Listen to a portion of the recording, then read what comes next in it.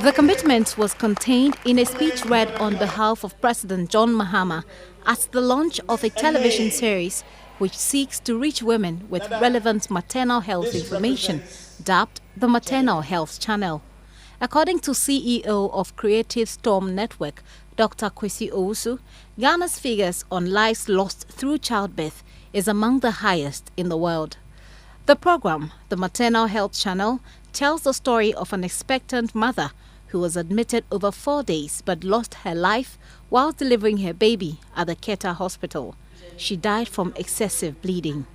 The fact that her death could have been prevented had there been appropriate logistics at the hospital and enough blood or even a blood bank would form the basis for a larger discussion on general maternal health in Ghana. Her mother, Lucy, was there to share her experience with the hundreds of women who were gathered at the National Theatre. Women activist and head of the Salt and Light Ministries, Dr. Joyce Aye, said delivery in Ghana must be safe whether or not there is money from donor partners, and added reproductive health information must especially reach young people who are often vulnerable to maternal mortality. All speakers at the program were resolute on finding a lasting solution to the menace. It is highly unacceptable and even unthinkable that a significant number of our pregnant mothers, sisters, cousins, aunties, and other relations die under horrendous circumstances. We appeal to other media players to also provide reasonable proportion of their educational programs to help win this national war against maternal deaths and disabilities. GBC TV and all its 14 radio networks across the country will intensify their educational drive on maternal health and related issues. Abuaji in 2008 stating that 19 of our women die as a result of hypertension, 17% from bleeding, 12% from anemia, 11% from unsafe abortion, 10% from infections, 7% from obstructed labor, and other causes, 24%. I've seen women taking unsafe traditional medicines like Kulintin, like Ishilo. I've been to villages where you find women peeling the back of mud houses and mud blocks and eating. And I think that if we can concentrate on educating them and on preventing, on the prevention aspect, it will go a long way to save lives.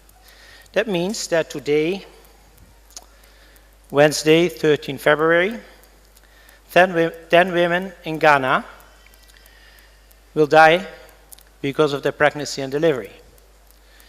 This will also mean that today, Wednesday, the 13th of February, more than 270 women will be disabled because of giving birth. Those are figures, and they're much more real, I think, than percentages. And these figures are shocking because they occur in this nation. Reading out President Mahama's speech, Minister for Foreign Affairs and Regional Integration Hannah Tete said having dealt intimately with the tragedies of maternal mortality, the president will not relent in doing what he can to make delivery in Ghana the safest. I have constantly promoted efforts at enhancing the maternal health status of every Ghanaian woman. I am not about to stop doing so as your president. In 2009, as Vice President of Ghana, I was invited to launch a documentary on maternal health produced by Creative Storm Networks. That documentary, with its very evocative title, The Lights Have Gone Out Again, which I recall as being powerful and eloquent, brought the testimonies and voices of the often forgotten women, the often marginalized communities, who should properly be at the center of this discourse, to the fore. I made a promise then, as I make it today, that I will not let the lights go off.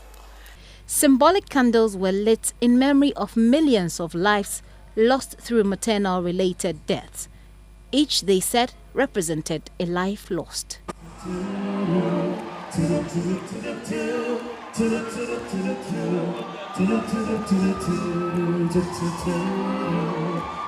Sweet mother, I never forget you for the suffer way you suffer for me.